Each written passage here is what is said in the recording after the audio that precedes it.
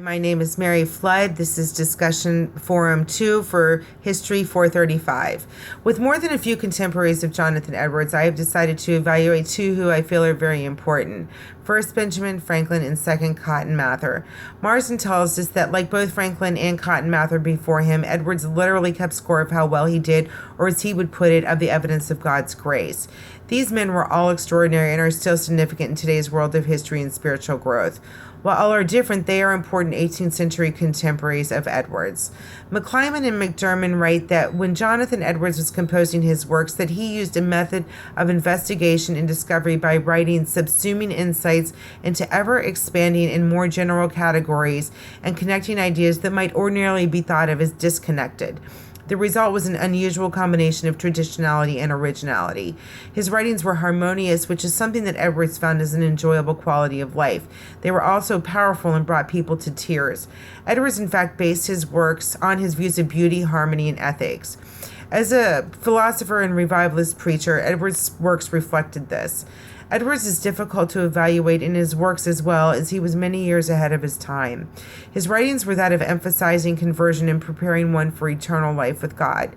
To live each day as your last and make it count with God would be a basic summary of one of his philosophies.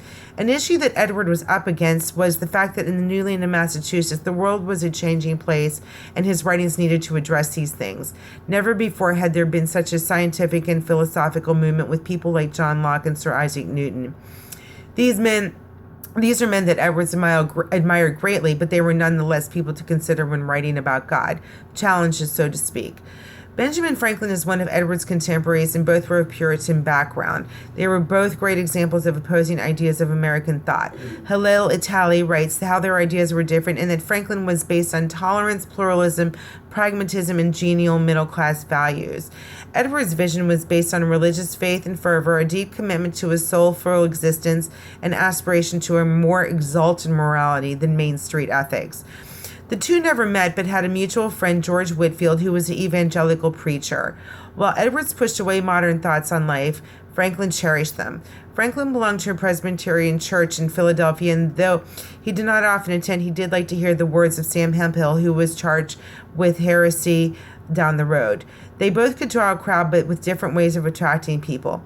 Cotton Mather was quite a few years older than Jonathan, but still a contemporary.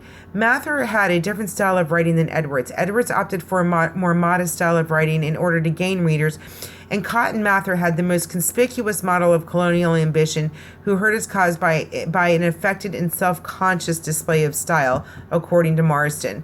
Mather is an icon of Puritan history and worked hard and wrote words to keep the Puritan faith intact. He would be the president of Harvard and was excited about this as much as he dreaded it. Harvard, he felt, was falling by the wayside in terms of its faith and was becoming more of a liberal school.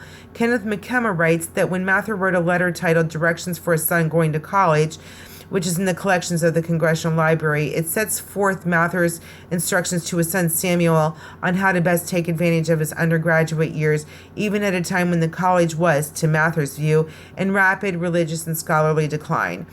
Mather's writings always had bits and pieces of his own life, and it is reported he saw the importance of bridging different times' history and linking them with biblical stories. He was indeed a devout Puritan and had this in common with Edwards. The one thing that is clear with Edwards and his contemporaries is that they proved over and over again the importance of their works. They drew large crowds and had a profound effect on people. People today still write about these great men and many others from the 18th century. Thank you.